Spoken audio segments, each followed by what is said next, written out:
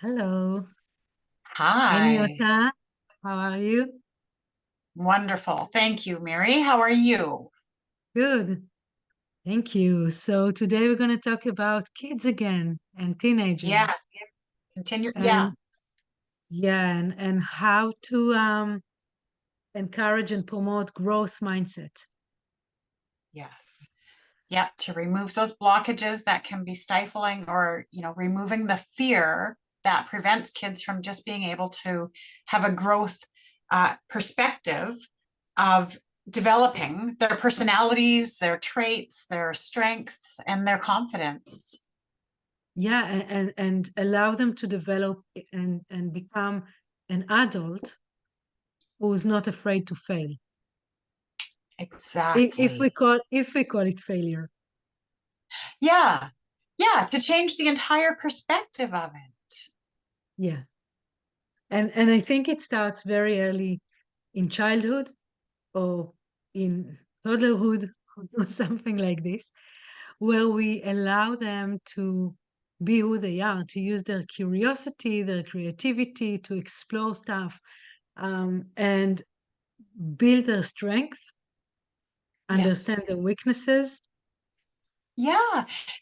And to bring those things into balance, how to recognize and accept, right? It's great to be really, really good at things, and it is perfectly okay to not be good at things, and how to apply those things to developing who you are, your hobbies, your career, your community commitment, and your personal joy, Yeah, right? Don't discover the things that you aren't good at, that take too much of your energy to be enjoyable, and figure out how to develop a lifestyle where the thing, your responsibility to do those things is minimalized. For, some people find some, regular everyday things mundane and an absolute chore and a drain on their energy.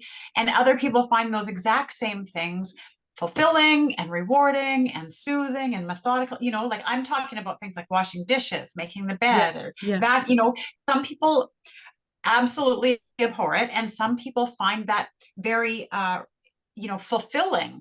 They like things to be in place and in order, and they like the time it takes to achieve those things. And that's neither of those things. It's taking away the perspective of right or wrong. To absolutely. And um, I always say we are all limited, but we can always develop and evolve.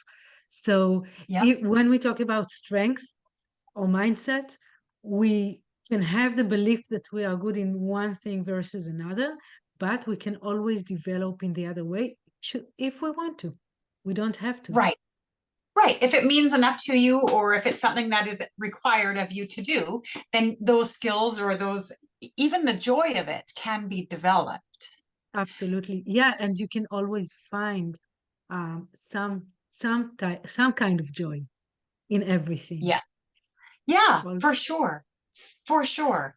And, and helping kids to create that mindset that life is an evolving, experiment of how to participate in this thing and how to find the joy in participating and discovering, you have to try a plethora of things to discover which of them you are, naturally adept at, or not. yeah, And I I want to give an example because I have a beautiful one, I think. It's about my daughter. When she was younger, she was playing the violin and she hated the practice. She loves the performance, but she really didn't want the practice. And every time she made a mistake, she was like, throwing a tantrum, didn't want to continue anymore, and that's it. And so while she was asleep, and I think we talked about the sleep talking, but we can maybe later on. While she was asleep, I used to tell her every night, every mistake is an opportunity to learn new things. And what we saw happens is that every time she made a mistake, she turned it into this completely new piece of music, and she started to enjoy it. And I think that's Nice. the thing of it, the exploration, the curiosity, what else is possible, and knowing that, there are no mistakes and there is No, no that's right. perfection. Right. And you don't know your limit until you break it. Yeah. You, Yeah. you don't know how far you can go or what your limitations are until you reach them. So to be able to have the confidence to try things, in greater strides or bigger ways, having the confidence to approach things like you said, for the curiosity. How far can I take this? How fast can I go? How many can I learn? How fast can I achieve this goal? How comfortable am I as I'm doing this? How much sleep do I need to achieve that thing? All of these things are just opportunities to discover your way of approaching things, your needs. You're right. And it's like baking with kids, right? At the beginning, you are baking with them, but it's Yeah, whether or not you allow them to do it without you that's right. that counts, That's because you right. give them the foundation and now it's up to them. And basically, you are giving them the responsibility, the ownership of the Yes. process, on the process. And I Yes. think that's the most important thing. Once you are not asking them, and maybe, I'm sure many won't agree with me, that we need to ask about homework, we need to be more involved. But if we are not letting some things go, Yes. the responsibility is there to do the homework, for You're example. So if we right. are not letting that go, they won't do their homework because they are expecting us to tell them, oh, so what about your homework? You didn't do it, so do it now. When are you going to do it?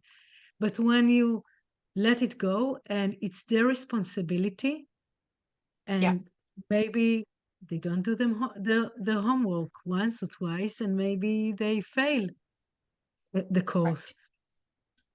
But that's Right. okay, because this is how they learn that if something is important to them, then they need to be on it. Right. Or the way that helicopter parents, when when people are helicopter parenting their child, what they are saying is, I love you so much, I'm afraid to let you be hurt. I'm afraid to allow bad things to happen to you. I'm going to be here to take care of everything so that you are never at risk. But the message that can be received by the child is, you can't handle these things. You need me. Um, you know, things are I'm too not hard for trusting you you. to do. I don't trust you, don't trust yourself, don't trust the world, and the anxiety that can grow out of that when the intention is an act of love, but the message is resulting in fear and anxieties. And so Yeah, that's that perspective and helping kids absolutely. change their So, perspective. so in hypnosis, how do we encourage kids and teens to explore, to be more curious, to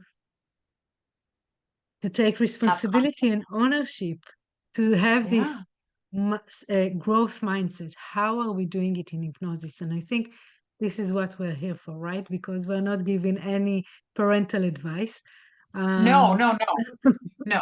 We're just talking about the way that perspectives can be yes, absolutely. presented, and then how we can help the kids in a state of hypnosis to remove the limitations, to refortify their confidence in trying, in growing, in And it maturing. goes back to how we utilize hypnosis and the way we do it, you and I, which is pretty similar in that way, is that we're allowing them to tap into their inner resources and Yeah, imagination, and to see how they can do it, yeah, how their brain can just rehearse it in yes. hypnosis in a very safe space, though, In a very safe place where they're fully in control.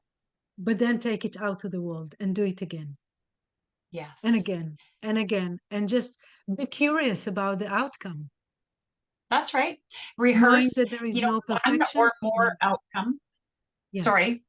rehearsing in hypnosis one or more outcomes to give them the ability to recognize, first of all, things might work out in a different way than you initially intend, and that they have the strategies to manage it in the case that it does. So they have that confidence, like, well, it might play out this way, and I would react this way, or I would feel this way about it. It might play out this way, in which case I would have this at the ready.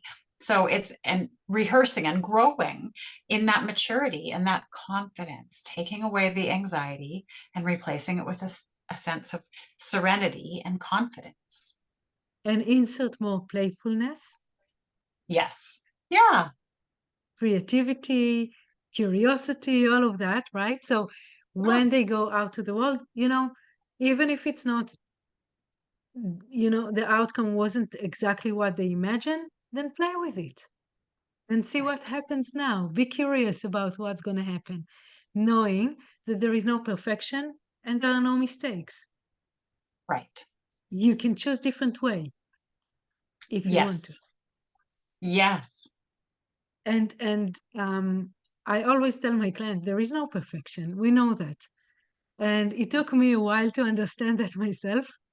That I always want to be perfect. The way I work with people, I always wanted to be successful. But first of all, Right. there are two sides, right?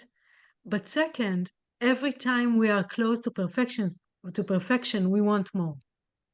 That's right. It's So the unachievable goal.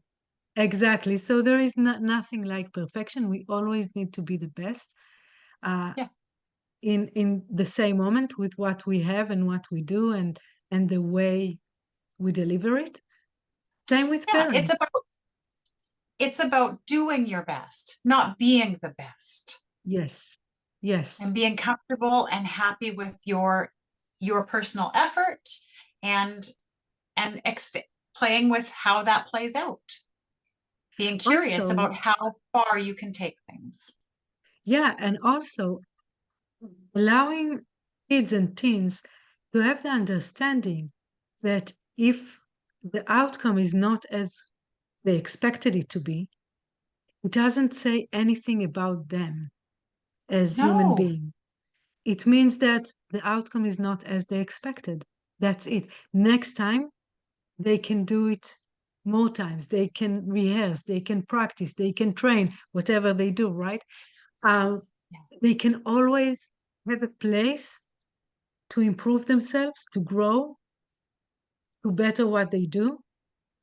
Yes. And we always learn from mistakes or failures. Yeah. Or attempts, we could even call them. Yeah. And I said, like, I'm air quoting the mistakes, and yeah, but yes, exactly. From the journey, right? It's all part of the journey. And if we were always, if our journey was always perfect, we wouldn't learn anything. Exactly. We wouldn't even Exactly. know that it was perfect. Right. Right. So That's a good point. yeah, so if we allow them to, again, fail and make mistakes, Yeah. they can grow, they develop, they do things differently. They can be more creative about it, more curious about it, more Yeah. playfulness about it, and say, okay, let's make some mistakes and see what happens. That, that's right. Let's have an attempt at this and see how it turns out. Yeah.